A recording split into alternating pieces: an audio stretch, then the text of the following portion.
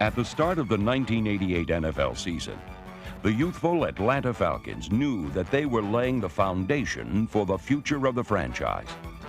Despite an overwhelming plague of debilitating injuries and a season filled with frustration as well as hope, the fledgling Falcons caught a glimpse of just how close they are to challenging for league-wide respectability and a place in the NFL's postseason playoffs.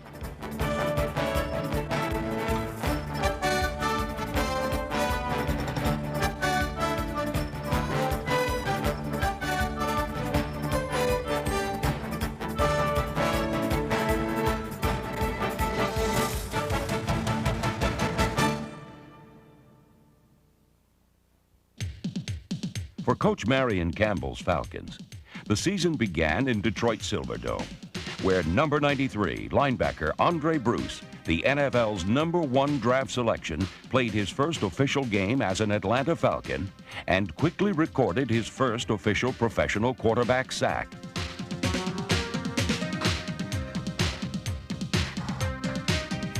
Second-year quarterback Chris Miller, in his first full season as a starter, found a variety of receivers, including rookie tight end Alex Higdon, whose first pro reception was a touchdown catch.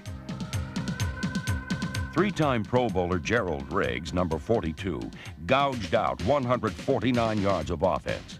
And number 44, second-year runner John Settle, scored his first career touchdown. Atlanta decisively outgained Detroit, but 4 turnovers resulted in 4 Detroit touchdowns, enough to provide the difference for the Lions.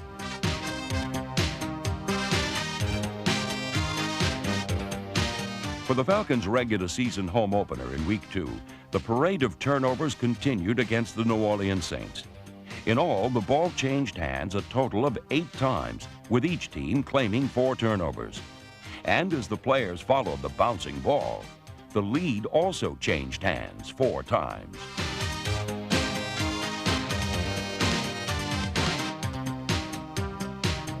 During a frustrating afternoon, Chris Miller passed for 2 scores, one of them to Alex Higdon, whose second career catch was also his second career touchdown. Sadly, his third catch would be accompanied by a season-ending knee injury. Gerald Riggs departed with an injured hip, clearing the stage for the many talents of John Settle.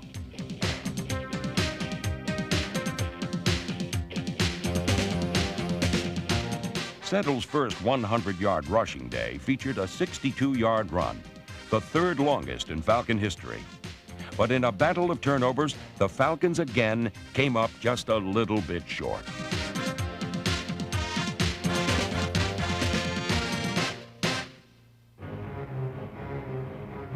For Week 3 against the 49ers in San Francisco, Gerald Riggs returned to produce 179 total yards and earn NFC Player of the Week honors. Another impressive runner was rookie James Primus. Miller going to hand it to Primus. Primus, 5, 10, 12, 15, 17, 10, 6, 5. Touchdown, Primus in the corner. Chris Miller kept the Niners off balance with a varied offense by going deep to Gerald Riggs off play action, or by sprinting outside the pass rush to hit a wide-open wideout on the sideline, or by faking to one back and passing to another. And just when you thought you'd seen the whole bag of tricks, Miller looking at all that humanity. Gonna bootleg for a touchdown if he hurries in the corner and he gets in there. Miller scores, he bootlegged out to the right. Miller with his arms raised, and for a moment I thought he was gonna run too slow. the Falcons fielded an equally opportunistic defense, which sacked Joe Montana 3 times and was so well prepared for the 49ers' magical passing game that interceptions were collected by Brett Clark, by Scott Case, and 2 by strong safety Robert Moore. They're in a pro set. Montana to throw, dumps it out here to a back, and we intercepted the receiver, dropped it. We got a man running down the sideline. Moore to the 20, the 15, the 10, the 5. Moore's going to score a touchdown. For the second straight season, the Falcons had defeated the eventual Super Bowl champion.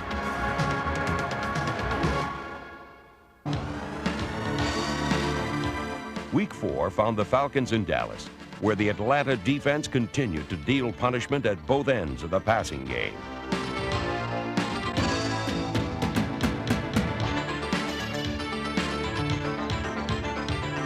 Chris Miller distributed his passing game among 7 different receivers, 5 of them wide receivers.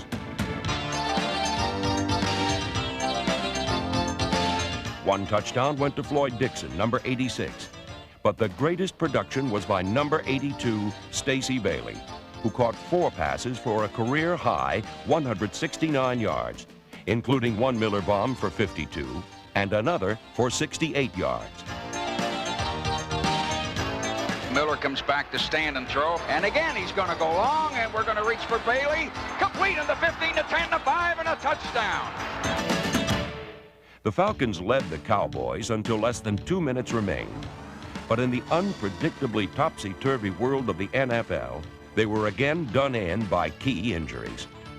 First, Gerald Riggs was forced to the sidelines in the second quarter with a knee injury, soon to be followed in the third quarter by an ankle injury to Chris Miller. And suddenly, the outlook was not quite so bright.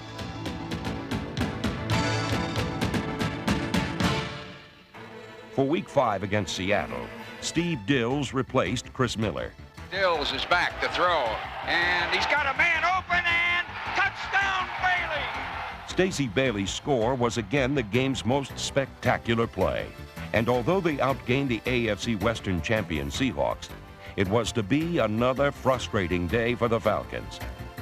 John Settle accounted for 186 total yards as Atlanta gamely pulled to within 4 in the fourth quarter.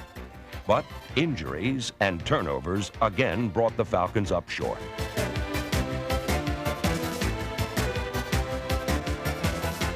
The following week against the Los Angeles Rams, the spotlight again fell upon John Settle, who rolled up 126 more total yards against the rugged Ram defense. But again, the brilliance of Settle was not enough for the injury-ravaged Falcons.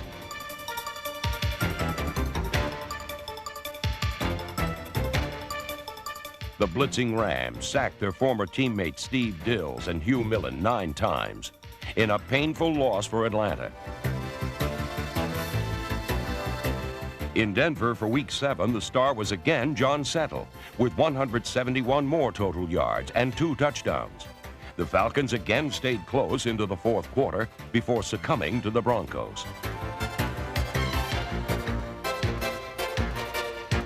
In Week 8, Chris Miller was back at the helm for the first time in a month, and running backs John Settle and Gene Lang, number 33, combined for more than 200 yards of offense against the New York Giants. Phil Simms was sacked 4 times and intercepted 3 times as the Falcons protected a 1-touchdown lead in the fourth quarter. But then Chris Miller injured his elbow. 2 interceptions gave the Giants the lead, and the Falcons rallied in the final seconds with Hugh Millen passes to Jesse Hester and to Michael Haynes at the Giants' 1-yard line, where with no timeouts remaining, the clock ran out on another frantic and frustrating defeat for the never-say-die Falcons.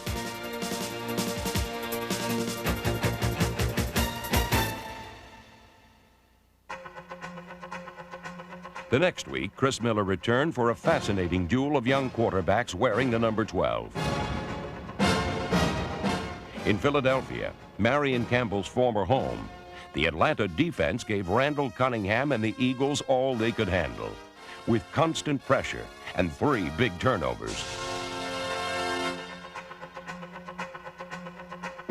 Against the playoff-bound Eagles, Chris Miller again rose to the occasion with one of his best games, passing for 235 yards and 3 touchdowns.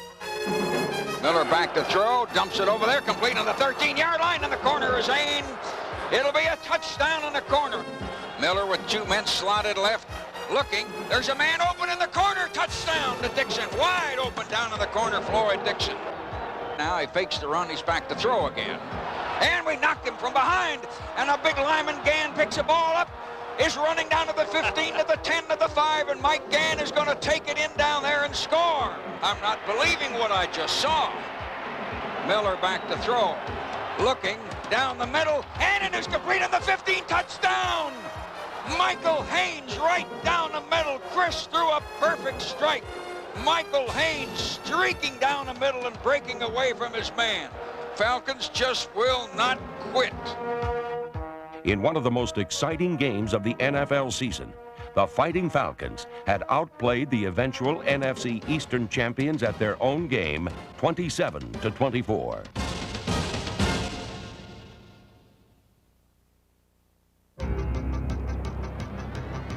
Back in Atlanta for Week 10, the Falcons put the Green Bay Packers flat on their backs and caused the remarkable total of 7 turnovers. Atlanta defensive backs came up with 4 more interceptions, with 1 each by free safety Tim Gordon and by strong safety Robert Moore, number 34, as well as a pair of pickoffs by cornerback Scott Case, number 25. The Atlanta defense racked up its first shutout in 7 years, while the offense continued to come up with big plays.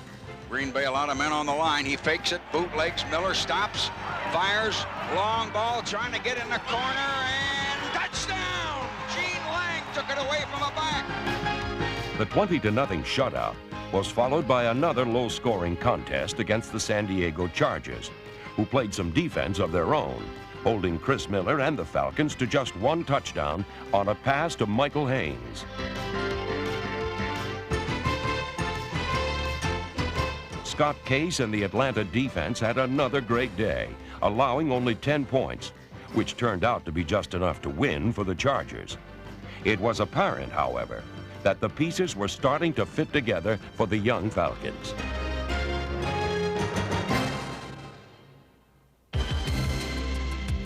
In Los Angeles for a Week 12 confrontation with the Raiders, John Settle again accounted for over 100 yards, while the Falcons shut down the all-star backfield of Marcus Allen and Bo Jackson. The Atlanta defense this time allowed only 6 points and no touchdowns, as Andre Bruce was named NFC Defensive Player of the Week for an amazing performance which included a downfield interception, a fumble recovery, and 2 quarterback sacks, one of which led to the game-winning touchdown in the final minutes.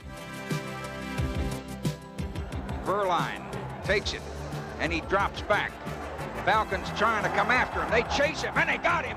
And there's a fumble, and the ball's rolling around the 20. Everybody diving. A Falcon dives on the ball on the 12.5, and it will be a legitimate fumble. Bruce's great play enabled the Falcons to win a low-scoring battle, as they happily settled for 1 touchdown and a 12-6 victory.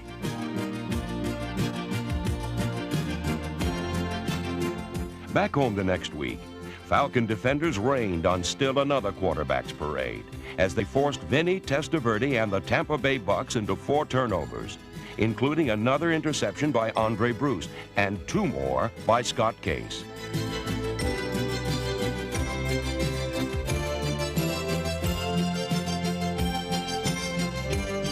Despite the treacherous footing, Chris Miller relied on his infantry, John Settle and Gerald Riggs, both of whom accounted for more than 100 yards, and both of whom blocked effectively for each other. Tied at 10 in the 4th quarter of yet another low-scoring game, the Falcons put it away with a 90-yard drive in just 2 plays. We're in an eye. Put a wide out in motion and give it to the tail, and Settle starts in and spins off the tackle to the 15, to the 20, to the 25, to the 30, Settle to the 35, to the 40, ran by a man to the 50, got caught from behind, and the other guy's 41.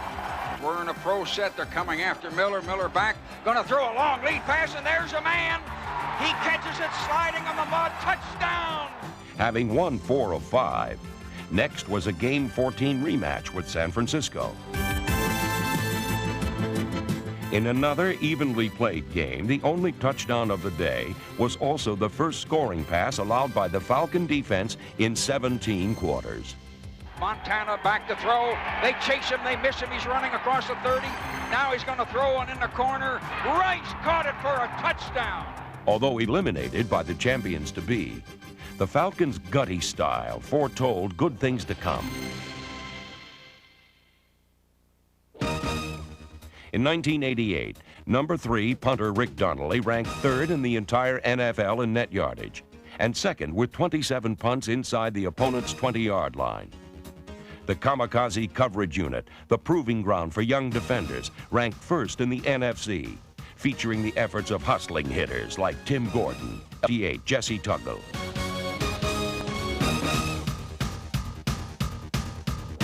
The youthful Atlanta defense improved week by week in '88, rising from the ashes of the past toward the upper echelon of NFL defensive units. During the season's final 7 games, the Falcons were among the league's very best, as they allowed an average of less than a touchdown per game. The pass rush also improved dramatically, up from 17 sacks in '87 to 30 in '88. With 17 by the linebackers alone. Improved pressure yields increased turnovers, and the Falcons harvested a bumper crop of 38 takeaways in '88, an impressive total, which is certain to grow even greater, along with the rapidly developing cohesiveness of the Swamp Fox's ever-maturing Falcon defense.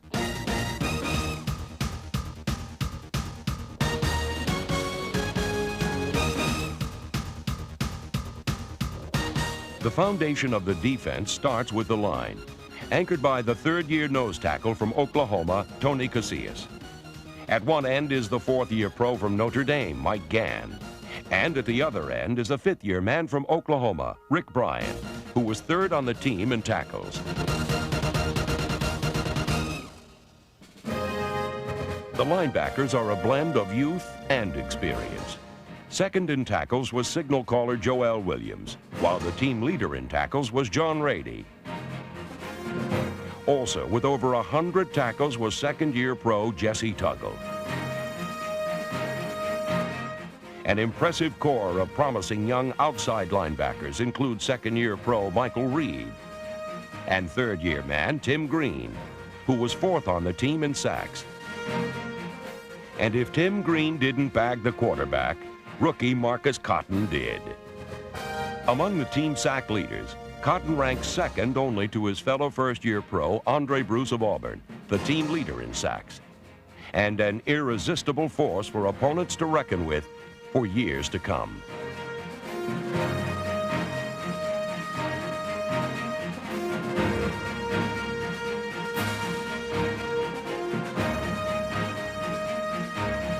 The defensive backs also blend experience with youth, hard hitting with soft hands.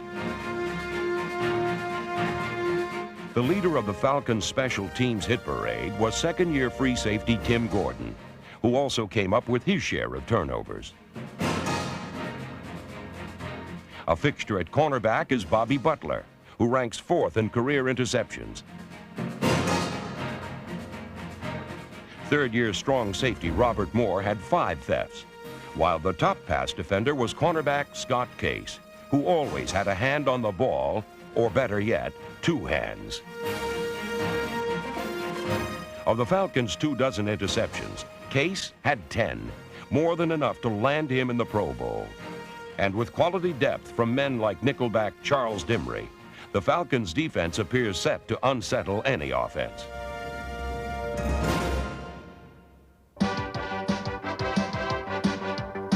Offensively, with the return of the injured Scott Campbell to back up Chris Miller, the Falcons find themselves deep at the position where depth is most important. Despite missing more than 4 games due to injury, Chris Miller, at the age of 23, emerged as the respected leader and passer that the Falcons were counting on when they selected him in the 1st round of the '87 draft. Miller and the coaches would welcome the return of tight end Alex Higdon, whose rookie season told a classic good news, bad news story. 3 catches for 2 touchdowns and 1 knee injury.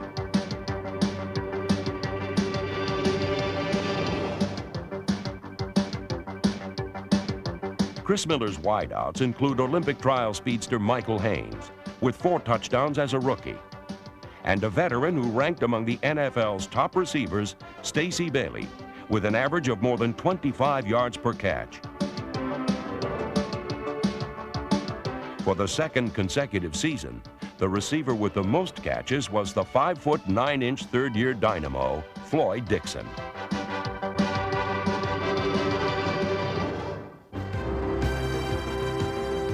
One of the Falcons' strongest building blocks is their offensive line. Three-time Pro Bowl guard Bill Fralick and five-time Pro Bowl tackle Mike Ken lead a unit which includes veterans Wayne Radloff, John Scully, and Jamie Dukes, and youngsters Houston Hoover and Stan Clayton. These are the men who clear the way for a deep and imposing backfield, which now includes two Pro Bowl running backs.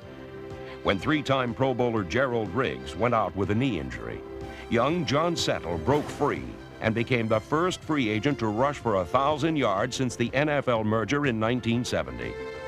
9 times, the man from Appalachian State ground out more than 100 yards of offense, with a season's total that was 4th best in the entire NFL.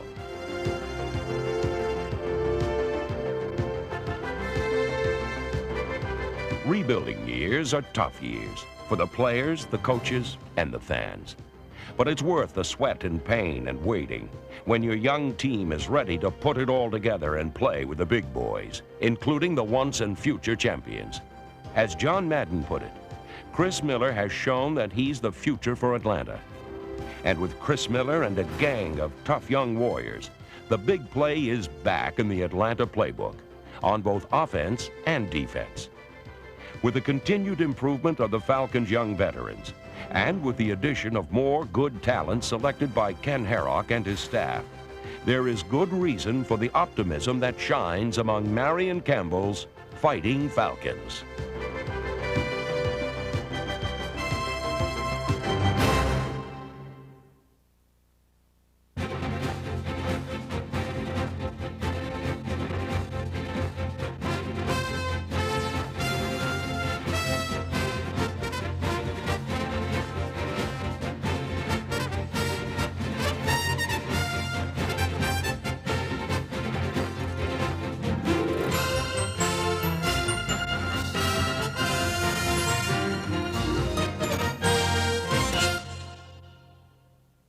This video is part of a complete blockbuster lineup of NFL films capturing pro football's greatest plays and biggest heroes with crunches, follies, highlights, and Super Bowl hits, plus new releases each season. We've got action-packed videos of every superstar team in the NFL. Call 1-800-NFL-TAPE now for a free catalog and order your NFL hit today. Or look for NFL films at your nearby video store. The season's never over with NFL Films and Fox Hills Video.